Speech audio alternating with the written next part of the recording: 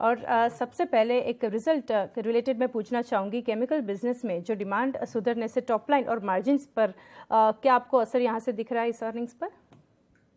देखिए, हमारा क्वार्टर 3 में जो कुछ डिमांड में वीकनेस आई थी, पर्टिकुलरली इंफ्रास्ट्रक्चर और नॉन कोल सेगमेंट से हमारे 10 सेल्स में वो इम्प्रूव होने का ऑब्वियसली चांस है, क्योंकि हमें ग्राउंड लेवल पे कोई इंफ्रास्ट्रक्चर और माइनिंग लेवल में एक्टिविटी में कोई कमजोरी आई हो ऐसा नहीं दिखता है।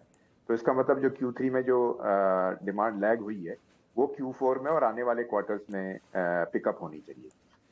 एसिड में demand it continues to be strong, वो Q3 में भी स्ट्रांग थी और आगे Q4 और आने वाले क्वार्टर्स में भी स्ट्रांग रहनी चाहिए, क्योंकि हमारे सारे जो कस्टमर्स हैं वो खुद काफी एक्सपोर्ट मार्केट में कम्पीट कर रहे हैं इंटरनेशनल प्लेयर से, तो डिमांड उनसे फर्म रहेगी, ये हमारा अनुमान है।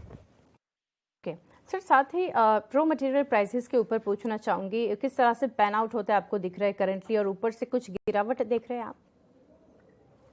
हमारे लिए 3-4 रॉ मटेरियल हैं जो ज़्यादा एक तरीके से इम्पोर्टेंट हैं। फॉस्फोरिक एसिड जो हमारे फर्टिलाइजर सेगमेंट के लिए, उसमें प्राइसेस नीचे हुए हैं और नीचे जाने का अनुमान है। गैस में भी एक पीक जो प्राइस आ गई थी पिछले 2 क्वार्टर्स में, उसमें भी हमें मंदी दिख रही है। यूरोप में भी गैस प्राइसेस कम हुए हैं, तो उसमें उसका फर्क आना चाहिए। अमोनिया वीक हुई है, लेकिन एक रेंज बाउंड लग रहा है कि अमोनिया रहेगी। और आप देखें अभी जो गवर्नमेंट ने अभी इस बजट में, यूनियन बजट में भी सब्सिडी एस्टिमेट किया है, उससे भी ऐसा अनुमान है कि रॉ मटेरियल प्राइसेस जो हैं फर्टिलाइजर सेगमेंट के लिए पर्टिकुलरली वो यहाँ से नीचे जाएंगे। तो ये पिछले 2-3 क्वार्टर में काफी तेजी थी रॉ मटेरियल प्राइसेस में, बट यहाँ से प्राइसेस कम होने चाहिए। हालांकि चाइना फैक्टर जो है वो किस समय पे इसमें आएगा और उससे प्राइसेस कैसे बढ़ेंगी वो हमें देखना होगा। जी डेफिनेटली सर, गैस प्राइसेस के ऊपर ही नेक्स्ट क्वेश्चन मेरा था। अगर वहाँ पर अगर आप देख रहे हैं कि नीचे आते हुए गैस प्राइसेस आपको दिखेंगे इन कमिंग क्वार्टर्स, तो इसका क्या असर आप देख रहे हैं? नहीं, गैस प्राइसेस हमारे लिए गैस प्राइसेस का नीचे आना ऑब्वियसली एक बेटर वो है। हमारा अमोनिया प्लांट अभी नया प्लांट मिड मई तक चालू होने का उसका अनुमान है, और हमने 40% उसकी गैस अभी टाई अप की है, 60% गैस अभी और टाई अप कर दी है। उसमें से कुछ हम डोमेस्टिक ऑक्शन में करेंगे, कुछ बायलैटरली करेंगे। तो जितना प्राइसेस यहाँ से कम होंगे, वो जो बैलेंस हमारा 60% गैस है उसमें उसका असर आना चाहिए। तो हमारे लिए तो बेनिफिशियल है गैस प्राइसेस का नीचे जाना। जी डेफिनेटली। साथ ही अमिताभ जी, नेक्स्ट पूछना चाहूँगी, जो रिसेंटली आपने एग्रीमेंट साइन किया है with GSPC, Gujarat state petroleum Corp, for gas supply, तो उसके बारे में, वो अरेंजमेंट के बारे में थोड़ा डिटेल बताएंगे? ये जैसे मैंने कहा कि हमारे नए अमोनिया प्लांट के लिए हमने 40% गैस टाई अप की है, तो जो GSPC का कॉन्ट्रैक्ट है वो इस 40% का एक सब्सटेंशियल पार्ट है। ये प्राइस जो है वो हमने ब्रेंट से लिंक्ड गैस प्राइसेस हैं, तो जैसे जैसे ब्रेंट लिंक प्राइसेस ऊपर या नीचे जाती हैं, ये प्राइसेस भी ऊपर और नीचे जाएंगी। और ये 3 साल के लिए हमने इसको कॉन्ट्रैक्ट किया है अभी। हम देख रहे हैं कि 3 साल के बाद गैस में और मंदी आनी चाहिए, क्योंकि नई LNG कैपेसिटीज आ रही हैं ग्लोबली।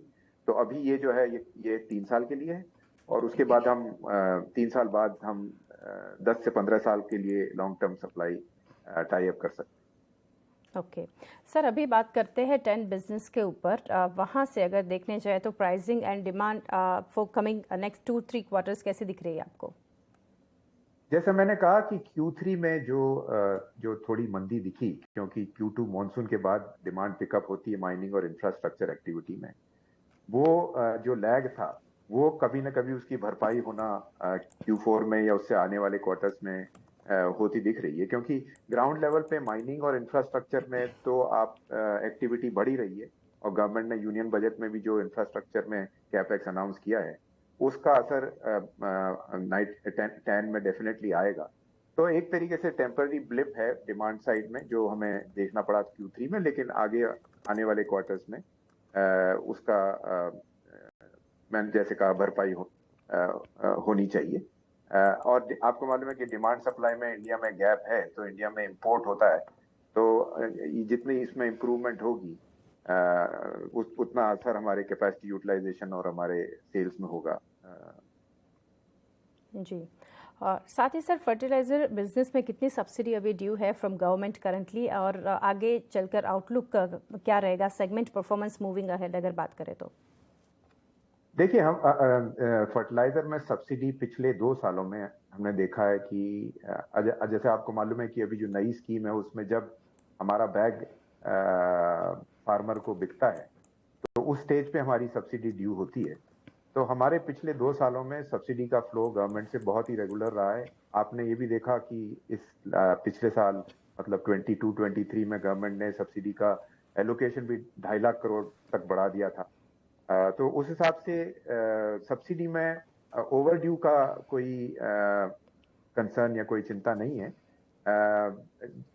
इनफैक्ट जो हमारे बुक्स में दिखता है वो सब्सिडी हम बुक करते हैं जब हम अपने कस्टमर्स को या जो डीलर्स हैं उनको बेचते हैं, लेकिन गवर्नमेंट से जब ड्यू होती है सब्सिडी फार्मर को बिकने के बाद, वो बहुत ही रेगुलर है और उसमें हमें कोई चिंता का विषय नहीं दिखता। ओके, साथ ही अभी सर कुछ ब्रेकअप लेते हैं, सेगमेंट वाइज ब्रेकअप अगर हम देखें केमिकल और फर्टिलाइजर सेगमेंट में रेवेन्यू और एबिट फ्रंट पर काफ़ी इजाफा हम यहाँ से देख रहे हैं इस क्वार्टर में, इसका कैसे कंट्रीब्यूशन आप देख रहे हैं, क्या डिटेल में आप बताएंगे?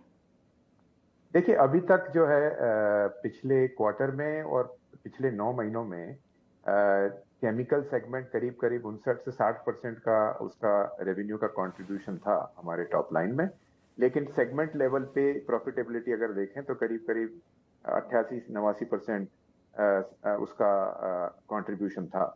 फर्टिलाइजर सेगमेंट में हमारे कैपेसिटी यूटिलाइजेशन इस साल कम रहे क्योंकि कुछ रॉ मटेरियल की प्रॉब्लम्स थी, पर्टिकुलरली एमओपी की, और रॉ मटेरियल के प्राइसेस भी ज्यादा थे, तो उसके रहते कैपेसिटी यूटिलाइजेशन लो था। अब वो जब कैपेसिटी यूटिलाइजेशन बढ़ेगा तो फर्टिलाइजर सेगमेंट का टॉप लाइन में कंट्रीब्यूशन यहाँ से बढ़ सकता है।